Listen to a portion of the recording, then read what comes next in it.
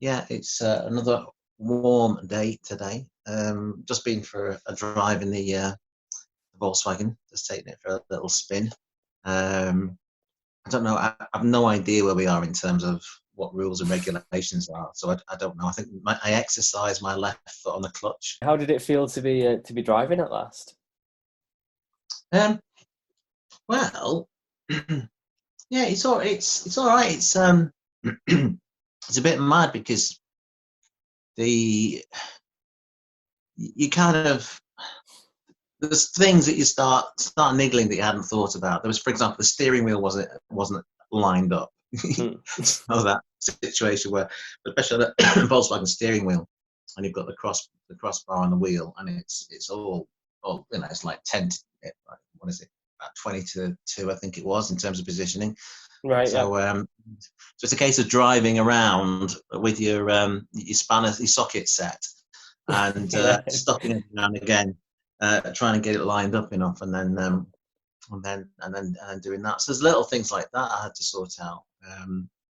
But yeah, it's just those little things, and also just trying to get used to how it runs and stuff. It's not very quick. I mean, to be honest, it will do 60 fairly easily, but there's tire rumble from the tires. It's Yeah. got knobbly flares on it, so it feels like the whole thing's falling apart. Does that sort of add to the fun in a way, or is it more of a worry?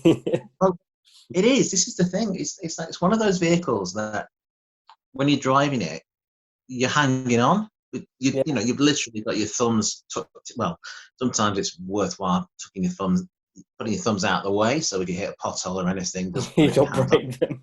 Yeah. Yeah. So, but you're hanging on, and the thing crashes through things, and it feels invincible. So, and it's quite nimble actually, and it's very narrow for a vehicle. It feels Mm. massive inside, but it's actually fairly narrow. So you can, with it being left-hand drive, you can hug the hedgerows as well, so you can keep over to the left. And I haven't got the front doors on at the moment, so I've only got the rear doors on. So it's all open at the sides, so you can pick berries from the hedgerows. Getting the tax sorted though, it's not exactly been the most straightforward thing, has it? Oh God, no! I mean, I was in a stupid situation because I sent the V5 in the beginning of March. I didn't keep the green slip, so I didn't have the reference numbers, so I could quite easily just do it online. So in the end, I had to get through to a specific phone line for tax in your vehicle. Then I had to have a discussion, and you're worried about putting people out by having a discussion with them about something that's not their remit. Basically, the discussion was, can I tax it? I haven't got the reference number. Can you do that for me over the phone? Which they could do. My V5 changed to historic tax. Hopefully, I was hoping it would have been done by the time it got to the lockdown, and it seems to have obviously missed that. So basically, from the 1st of April, which is when it would have been eligible for the historic tax, the tax had run out previously, and I haven't got the paperwork back. So anyway, I decided, right, I'm going to pay my 6 month for the 6 month tax, and just make sure I got confirmation from them that actually they'd backdate it to April. Yeah. So the gist of it is, I will get a refund for any tax that I've had to pay for back to April, and I asked them a few times about that, and just to make sure that was going to be the case. So I have to go through a refund department to get some tax back. Which matters because it's a 1714 engine, and it's quite high up there in the tax band, even as a classic. Although, to be honest, I shouldn't complain because I'm only paying £95 insurance for it for the year. I think that's 5,000 miles limited mileage, and that's with Adrian Flux. Plug for Adrian Flux. Obviously, the tax is going to be zero, so it's a cheap vehicle to run, and actually, it's pretty good on fuel, so it's quite decent. I mean, the engine's only a Golf engine. Yeah. Well, that kind of engine. I think in the States it was fitted to the Scirocco's and the Rabbits in the United States, and also to I think I mentioned this before, to the Dodge Omni, which is basically their version of the Talbot Horizon, even though they share no body panels whatsoever, but they do look quite similar. So yeah, so it's the same engine as that. So it's quite an efficient engine, really.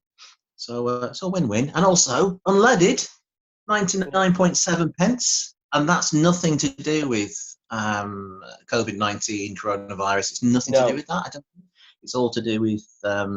I think, yeah, you seem to know about it as well. I think it's to do with too much oil production. Yeah, exactly. They've been paying people to take it away at some refineries, which is unheard It's got of. negative value. Yeah. So, Get these barrels out of my way. I'll have them. So yeah, it's a ridiculous time in terms of filling up your car. It's it's decent enough. Not great for the environment, but great no, if you want to enjoy the car and give yourself a bit of mental well-being if you're somebody who likes cars, I suppose. exactly. And another In fact, debate for the day, perhaps, but certainly it does have its environmental benefits when you weigh up the cost of building new cars, batteries, etc. of course, yeah. In fact, we just had myself and the wife had a conversation on the way because the Iltis isn't a brilliant convertible because I mean, to be honest, you can throw it around, but we passed a couple of Mazda MX-5s and then some guy in a Mini Cooper sort of convertible cabriolet 2006. So not a Mini, a big Mini. Yeah, the big Mini, Yeah. not a real. And just thought, it'd be quite fun to have a little convertible to do some, sports car type driving on some country lanes and stuff. So we were just having this good discussion about those. Really, I've thought about MX-5s, the Mark II version of that, and the Fiat Barchetta, the Audi TT Cabriolet, the BMW Z3. There's a lot of cars out there which are kind of the sort of cheap, throw away little sports cars that you can buy. There's plenty out there. So that's what I'm thinking. Yeah, you won't struggle. You won't struggle. So yeah. are you any nearer to your ZA? No, I've not heard anything yet. Actually, I think it'll depend on what happens this week as to whether the garage decides to open, because I think they can now, but it's maintaining that distancing and keeping the staff safe. Yeah. So I think they're just sort of trying to work out what best way to go on that front. So we're still waiting on that front. So I'm on foot in the meantime, but it's not too bad. So today we went for a walk down towards the historic part of the M6, which I actually dug out the book for, actually. So when we were walking down, we went past the Gathers Viaduct, which I have this great anorak book called The M6 in Lancashire, which is a adventure, actually.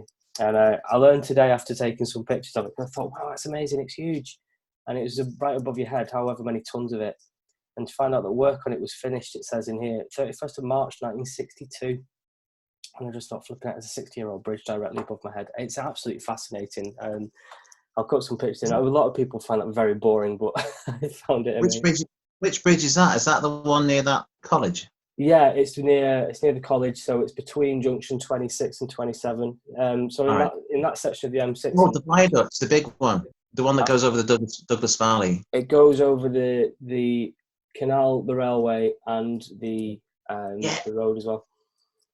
I've always thought about that place, right? Because just exactly as you said, because there's so many different modes of transport that cross at that point. Yeah, it's you've crazy. got walkers, you've got cyclists, you've got the canal, you've got the railway underneath you, you've got trying to think what else. Obviously, there's a river down there as well. Yeah. And then you've got obviously the motorway, and then above your head, obviously, you've got planes going over, because a lot of planes and aircraft, particularly light aircraft, follow the M6 at that point as a route going north. So there's so much happening all in that one spot. Just that little spot, and around it is all green countryside as well. So it just seems like a bit of a juxtaposition, really. And then that made me go and dig out this from the garage, which is going to go in the ZA when it's finished, which is my Automapic. So it's basically 1960 sat-nav. I've dated it to about 1960, judging by, you won't be able to see it on here, but here's Preston at the top, and you can see a bit that's finished motorway, and then down where the viaduct we were just talking about would be is a dotted line, which means it's under construction. Right, where it joins up. Which would make it this between 1957 and 62. Yeah. So we'll go between 1960, I reckon, for that. So that's going in the ZA. So what happens with those wheels on the side then? So these wheels on the side are basically how you change the map. So the whole UK is on this. You have to be quite careful with it because it's very old.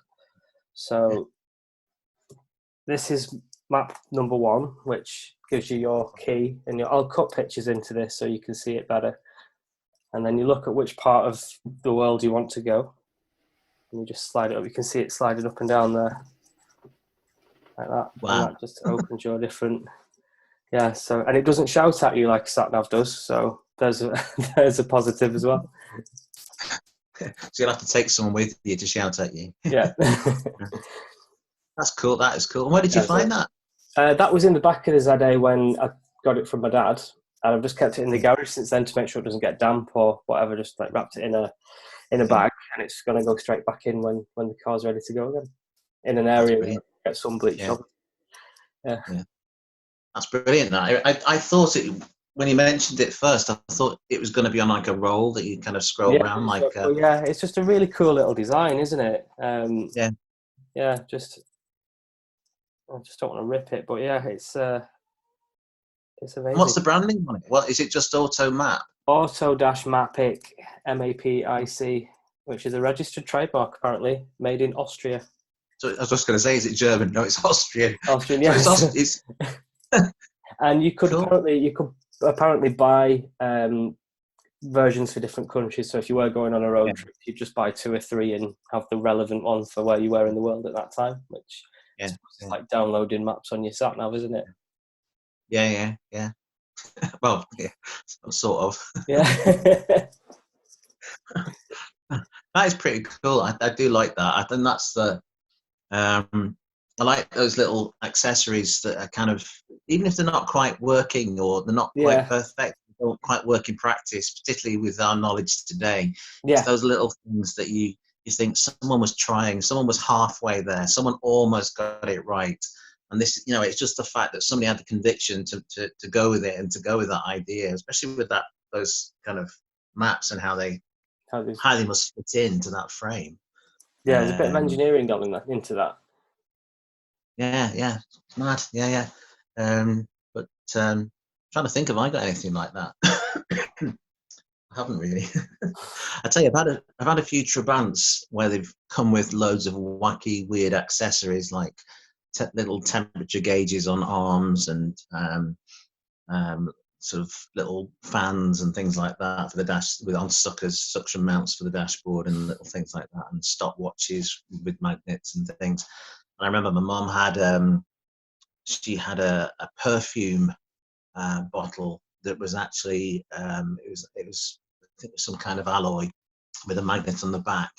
It had a button in the middle and a nozzle on the top, so it was almost stopwatch shaped.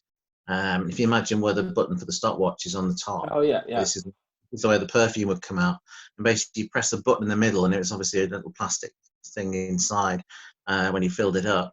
And you press the middle bit, and it would squirt out the perfume, but it would go in your dashboard.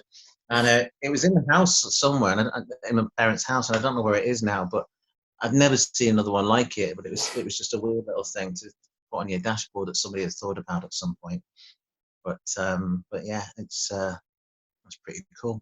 Yeah. It reminds me of like fairy dice and stuff like that people have. I did hear the story about fairy dice once. Can't retell it now because I can't remember it. But there was an interesting story about fairy dice and why we actually had fairy dice, but I can't remember it. Just want to look up.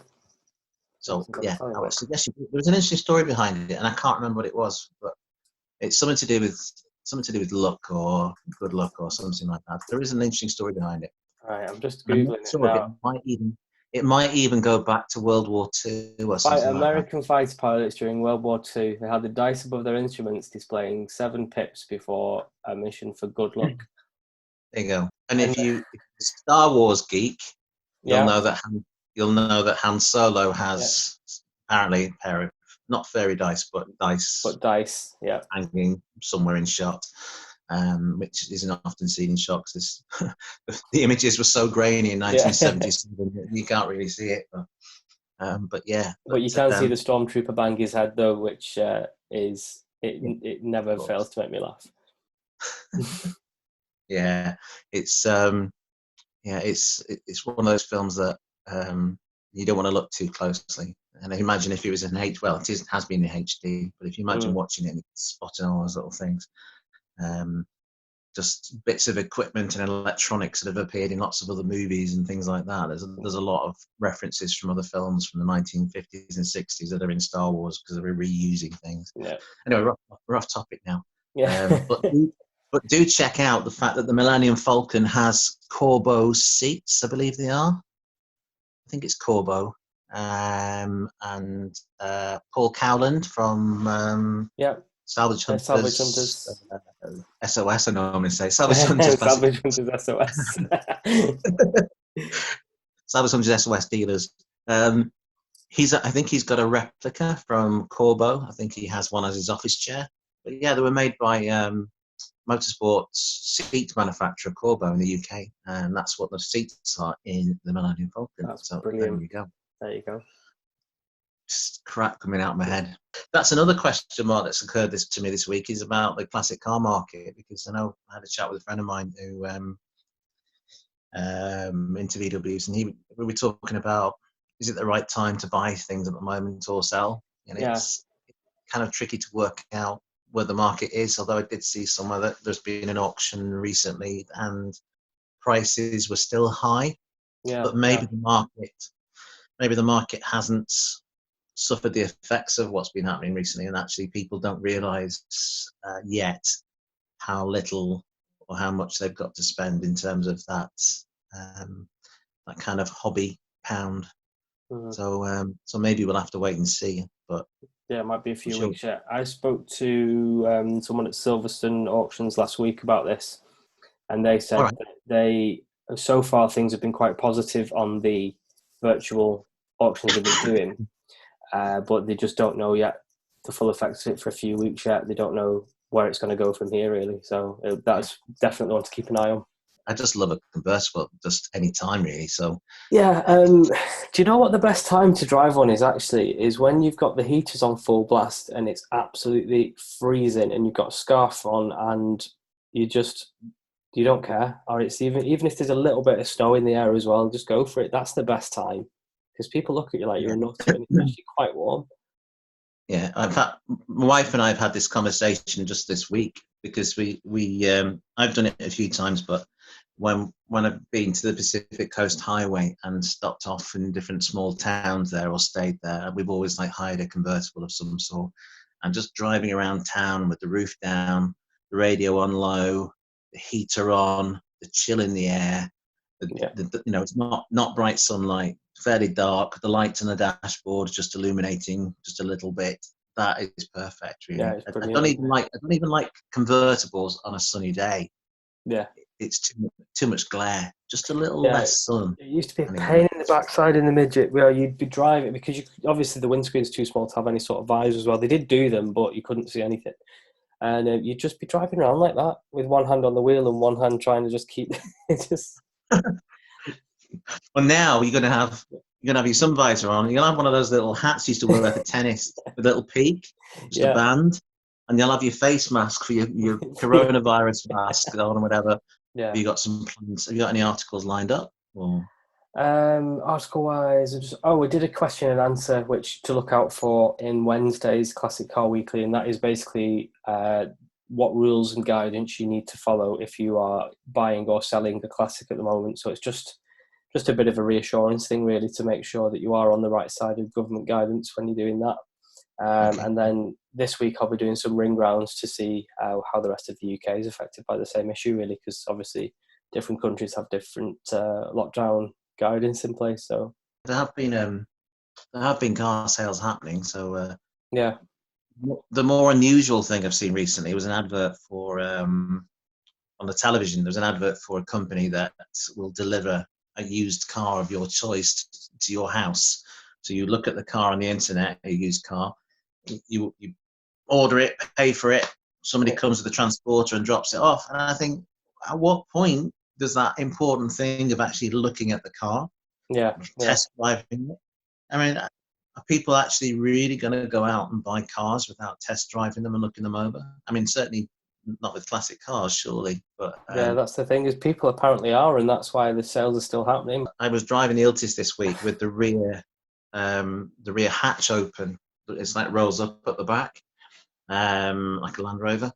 and all the fumes, because of the fact there's some kind of vortex at the back of the vehicle where there's exhaust position, all the fumes just get dragged into the car. Yeah, I So can we're driving imagine along. actually.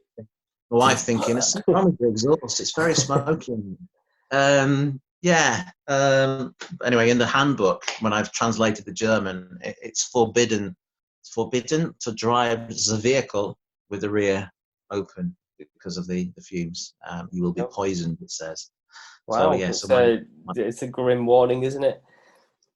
It is a little bit, and I think it's something to do. I don't know whether it happens with Land Rovers Series 3s and stuff, because I don't know whether the exhaust on this thing it's got a couple of bends in it. It's got like a U-bend, so the exhaust points down and then goes up and then down again, Right. like your toilet. And the reason is it's meant to ford in water up to 60 centimeters, and I think the idea is that water won't basically get past that U-bend. It creates like an air pocket, so the water won't get into your exhaust system and into the engine. And I think because of the way it is, it's not quite as direct at getting rid of the fumes, and so the fumes tend to hang around a little bit around the back of the car, and it's fairly high, the exhaust, and I think that's why it is. But yeah, so certainly if you were driving to Durham in an Iltis with the rear door open, you'd have the Yeah, it fresh air, wouldn't but you'd be poisoned. very So well. there you Yeah, there you go. Well, go. on So that I'll tell on you, that pearl of wisdom, shall we call it a day? yeah, and let's shall we finish off by showing just a couple of images of drive pasts of my Iltis on the road finally this week. So we'll finish with that then, shall we? That Is that sounds all like a right? lovely way to finish.